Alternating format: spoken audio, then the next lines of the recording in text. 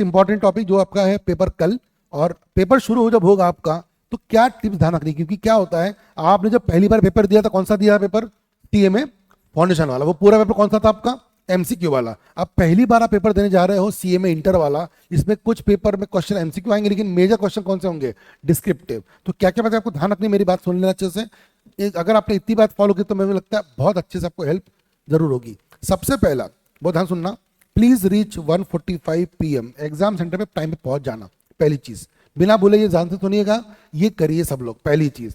दूसरी चीज, जब भी ये पेपर दे सुबह पहले अपने पेरेंट्स का, है ना, अपने भगवान का, किसी का भी, है ना, प्रेयर करके जाइए, है ना, पहली चीज। तीसरी चीज, ये एक बहुत लंबी जर्नी है।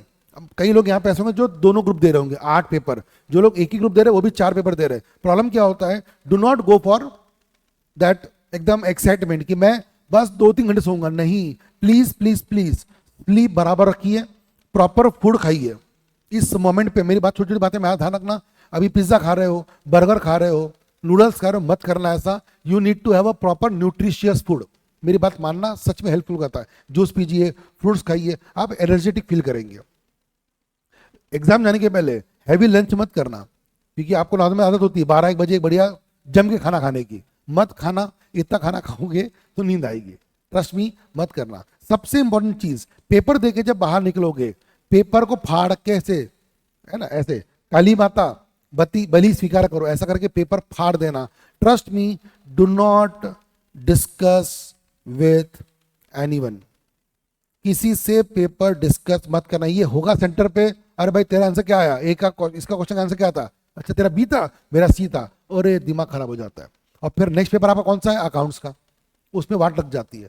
ट्रस्ट मी, मेरी बात मानना, आपके पेपर्स गूगल पे अवेलेबल हो जाते हैं, नहीं तो मैं दे दूंगा आपको पेपर, बट मेरी हाथ जोड़ के आपसे विनती है, पेपर फाड़ के फेंक दीजिएगा, डिस्कस मत करिएगा, मेरी बात मानना, है ना। और 5वां पॉइंट सबसे इंपॉर्टेंट, जैसे पेपर छूटेगा तुरंत वहां से घर निकलना एंड लग जाना अपने पढ़ाई पे, मतलब 5-5:15 बजे please get back to your home. Do not stay at centre, do not stay at centre. जल्दी पहुंचना है, अच्छी बात, पेपर के बाद वहां मत बैठना, बातें होती, मेरी बात मानना, दोस्ती यारी में बातें चलती रहती है, डिमोटिवेशन बढ़ जाएगा। आप घर जाना, घर आकर के पेपर चेक मत करना कि अरे पेपर से चेक कर लेते, मैंने पहले बोला है, मैं आपसे वादा ले रहा हूं, एवरीवन प्लीज रिप्लाई करना चैट बॉक्स पे, सर हम ये बात पूरी करेंगे, हम आपकी बातों को फॉलो करेंगे। इतना भी अगर आप मेरी बात मानते हो ना, तो मुझे लगता है आपका पेपर बहुत बहुत अच्छा जाएगा। जितनी पढ़ाई आपने की है अपने तक के, आई होप सो वो पढ़ाई बहुत हेल्पफुल रहेगी, आपने भी विश्वास रखिए।